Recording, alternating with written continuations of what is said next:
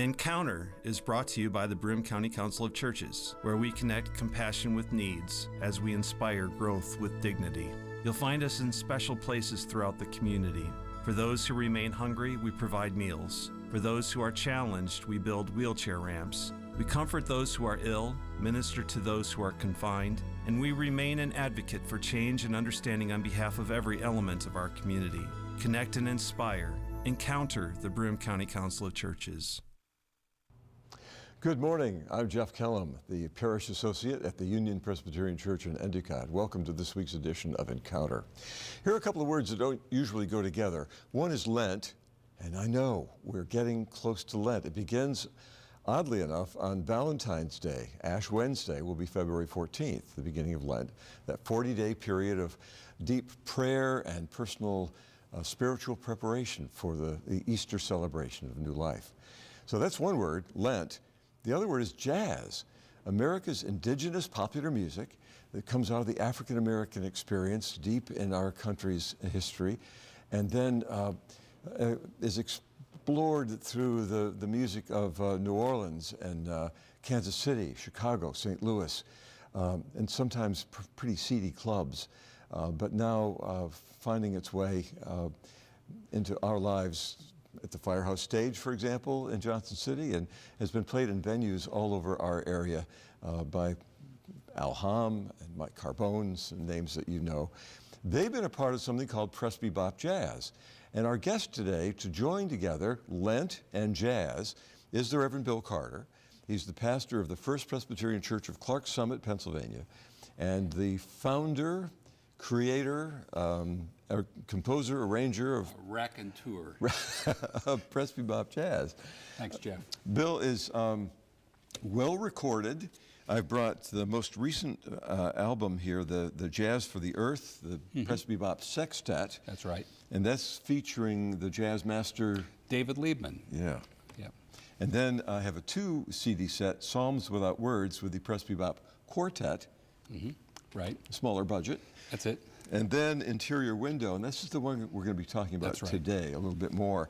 And then we have a jazz DVD too called Jazz Belongs in Church, which is a 2-hour exploration. Which you were able to help us narrate and design. Yeah, and I shot some video for that. So we have, you and I have been friends for some time. We met at a conference you did. Well, the very first time we met was actually in a magazine. You did a review on my first album, Faith in the New Key, for the National Presbyterian magazine. That's right. And I thought, I know this guy because I've heard his voice on radio shows with jazz. Well, yeah, I was a longtime jazz DJ back in Virginia. Yep. And I want to establish some credentials for you and ask you to tell that story of Bill Carter playing with the Dave Brubeck Quartet. And keep in mind that Dave Brubeck, of course, was the jazz pianist. Preeminent, legendary Dave Brubeck, but you played piano. We had become friends in 1998, and which was now 20 years ago. And I was starting to research some of his church music, large-scale choral pieces with a jazz quartet at the center. And he said, well, why don't you come down to Chattanooga? I'm doing the Pope Show. Now, the Pope Show was a mass selection that he wrote for the first papal visit to America in Candlestick Park, 1987. Never recorded. Yeah. So he said, if you get down there, I'll handle everything else. So I bought the plane ticket, booked the hotel through his folks, and got down to Chattanooga, showed up at the place where they were rehearsing and doing a sound check. And Dave's not there. The band is playing. They all kind of waved me in. Dave's not there. And I guess 80-some years old, he was taking a nap, 3 in the afternoon. So they said, why don't you sit down and play? So I did. And we played, first of all, Autumn Leaves. And then I said, how about the tune Sarah, which he wrote and had been for one of his granddaughters. Sat down and played this. And afterwards, they all big hugs, great to see you, everything. Wow. Met up with Dave at dinner that night, and he said, so I hear you're trying to take over my seat in the band. I said, well, anytime you need a sub, I would be honored to just touch the keyboard. Yep, that's amazing. What a great story. Yeah. Yep. Well, today we're going to talk a little bit about this CD called Interior Window, because Right. it ties in with Lent. Why don't you explain this? Well, Interior Window, the title cut, was written when a dear friend of mine was diagnosed with ovarian cancer. And I had done some reflection on the Psalms because in my day gig, I'm a full-time Presbyterian minister. The Psalms have about 60% of them are complaints or laments speaking out of the brokenness of human experience. So I wrote this piece remembering Joanne and acknowledging her. And that developed into a whole reflection on how jazz can speak about our entire lives. Yeah. So one tune led to another. Another tune there was a reminder of my grandmother, who had given me a shopping bag with Brubeck albums when I was a kid and said, go home and listen to them and learn something. So I wrote her a waltz based on a Brubeck performance. At the point where our 4 kids were starting to spread their wings and leave home, I wrote a piece called Let Them Go, Set Them Free. And I also had some memories from some trips we had taken, particularly a trip to the Hebrides Islands. So I wanted to kind of touch a couple of those mystical experiences with some music I was writing. Yeah. And then you titled the CD Interior Window. Right. There's a wonderful picture. Wonderful of a picture window. from a monastery that I visited in the high desert. And that was kind of a window into the soul and the window from the soul out into the world. It was that relationship, inward moving toward outward. Yeah. And thought that was very appropriate for the season of Lent, which is a time of reflection and a time of deepening the soul and reflecting on our lives. Yeah. So the CD called Interior Window has those songs and then some others recorded with, I guess, Tony Marino on bass, Al Ham. Al Ham on saxophone and clarinet, and also the great Ron Vincent on drums. Yeah. And Ron has played with... He's with Jerry Mulligan. Yeah. And Tony has played with David Liebman, who we mentioned before, the great saxophonist, but also Betty Buckley, still plays with her. And Al Ham plays with everybody. I mean, he's like the jazz guru of Broome County and upstate New York. Right, right. The other word that we could throw in here, along with jazz and Lent, is cyberspace, or the internet, because although this has been out for a few years, 2011. So it's newer than I remembered. Yeah, yes. In 2011. You kind of took this and reworked it into a jazz Lenten devotional that could be accessed by the internet. Tell me about that. That's right. Well, I know something about it because I have to say that I had something to do with this too. You shot some of the footage, so to speak. The internet has all kinds of opportunities still developing for education and enrichment. And in fact, right now I am taking a master class with Herbie Hancock. It was a Christmas gift. I got a little card that said, type in this code and you get a free master class with Herbie Hancock. Also studying odd time signatures with Dave Brubeck's son Darius in another kind of segment. And it's all done through video, conversation, some off-screen dialogue. And so I've been playing with this myself so that the music I've written has kind of a deeper reach into people's lives. So we're using a platform called Ruzuku, RUZUKU.com. And on that platform, there are 46 different sessions, one for each day of Lent, counting the Sundays. Ordinarily, we don't count the Sundays. Right. It's 40 days without Sundays. So it's counting that all the way up until Easter. Every day, the people who sign on for this get a daily email. There's some reflection. They can click a link, and it takes them somewhere else. Some days they can watch a video clip of the music, things we have never released. Yeah. But also they get the backstory of how the music was written and some of what it means.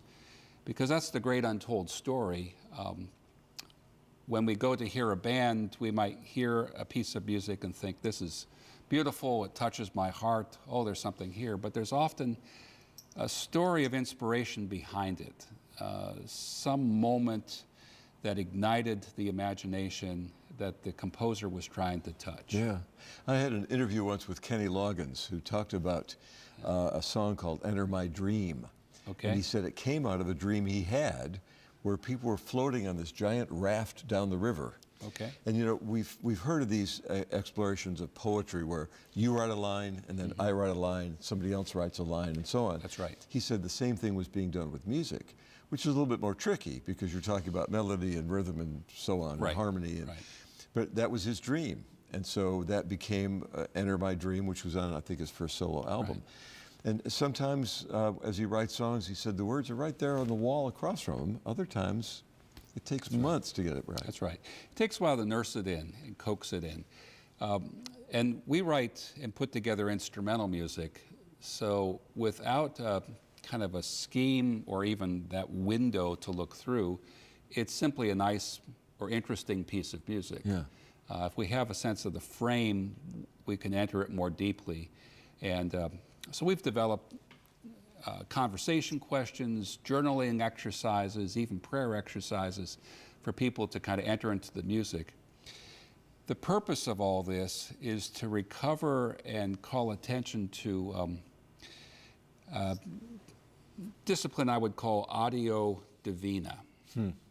Now, in the spiritual tradition, there's lectio divina, which is like a meditation on a verse or two of Scripture, Right. pondering it, chewing it, reflecting, responding to it some way.